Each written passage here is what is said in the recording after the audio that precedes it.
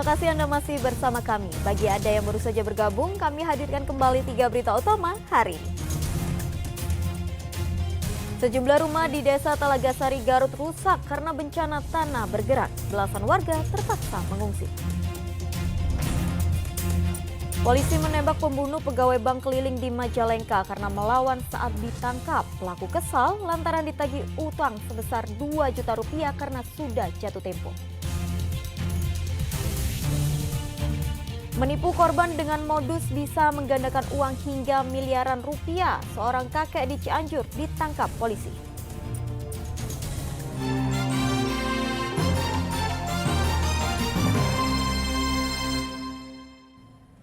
Polisi meringkus pembunuh pegawai bank keliling yang jasadnya ditemukan di depan sebuah sekolah dasar negeri di Majalengka. Pelaku ternyata adalah nasabah korban yang kesal lantaran ditagih utang sebesar 2 juta rupiah.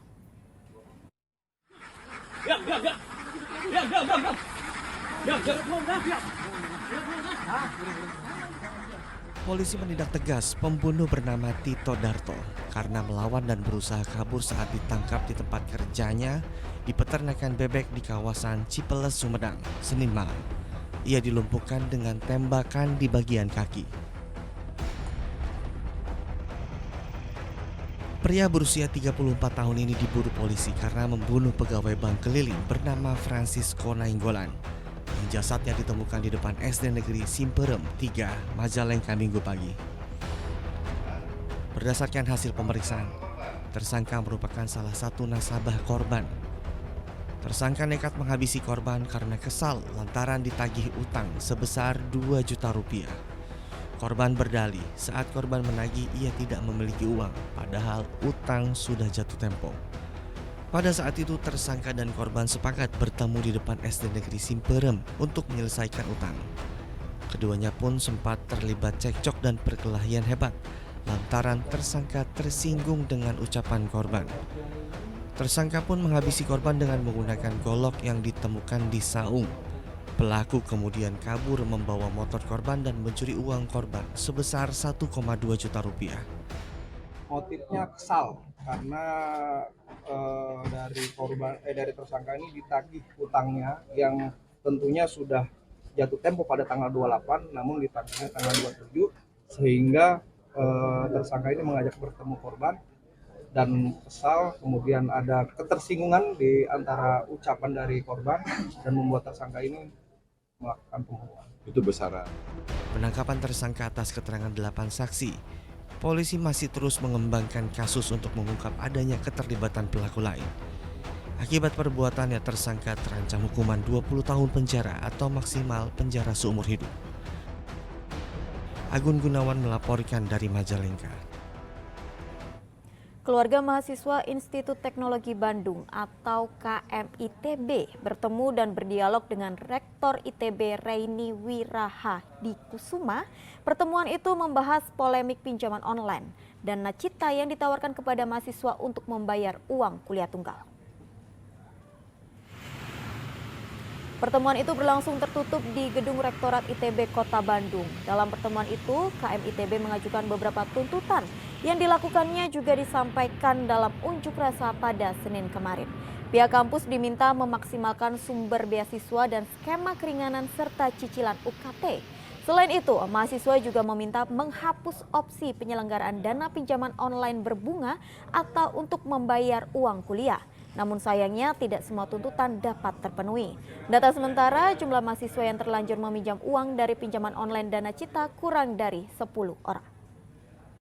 Yang sangat disayangkan bahwasannya dari pihak ITB sendiri tidak dapat memenuhi seluruh tuntutan yang kami coba ajukan. Baik itu penjaminan bahwasannya seluruh mahasiswa ini bisa tetap kuliah, nggak ada yang cuti dan lain sebagainya. ITB itu nggak bisa menjamin ke arah sana. Untuk pemutusan pinjaman online itu sendiri dari ITB juga nggak bisa menjamin. Namun memang yang diberikan ITB bahwasannya memang untuk sekarang itu bisa untuk tidak dijadikan prioritas utama. Kalau sebelum itu kan muncul sebagai pilihan pertama gitu. Seorang kakek di Cianjur ditangkap polisi karena terlibat penipuan berkedok sebagai dukun pengganda uang. Pelaku menjanjikan uang korban bisa dilipat gandakan hingga miliaran rupiah asalkan menyimpan uang belasan juta rupiah selama 40 hari.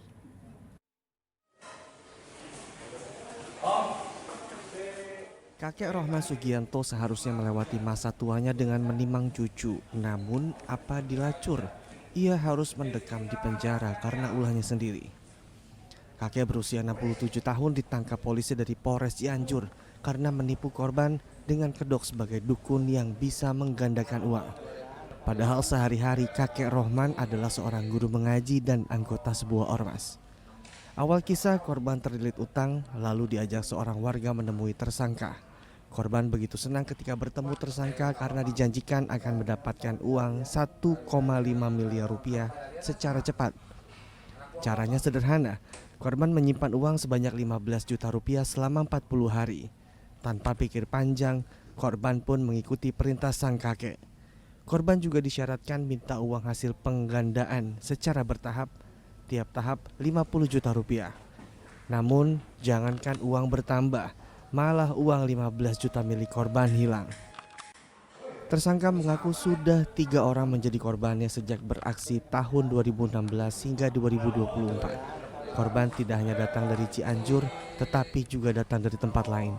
Ada berapa orang Pak yang datang ke rumah Bapak untuk digandakan uangnya? Baru 3 Pak. Baru 3. Ya. Nah, dari 3 orang itu apakah sudah ada yang terbukti begitu Pak? Waktu yang pertama memang terbukti Pak. Saya tidak bisa mengulangi lagi pembicaraan itu.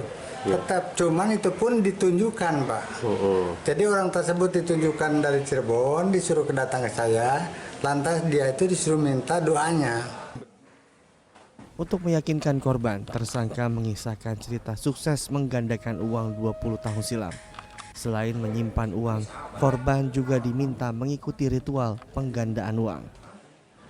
Dengan beberapa nominal, kita membeli sesajen, korban membeli sesajen, dan akhirnya setelah membeli sesajen tersebut, dengan kita beli, kemudian dalam waktu maksimal 40 hari, nanti uangnya bakal tergandakan. Ternyata setelah uang dikasihkan selama kurang lebih 40 hari lebih dalam beberapa tahap senilai 57 juta, uang tersebut tidak kunjung ada seperti itu saya. Kini kakek Rohman terancam menghabiskan masa tua di balik jeruji penjara selama 4 tahun sesuai pasal 378 atau pasal 372 KUHP. Rendra Gozali melaporkan dari Kabupaten Cianjur.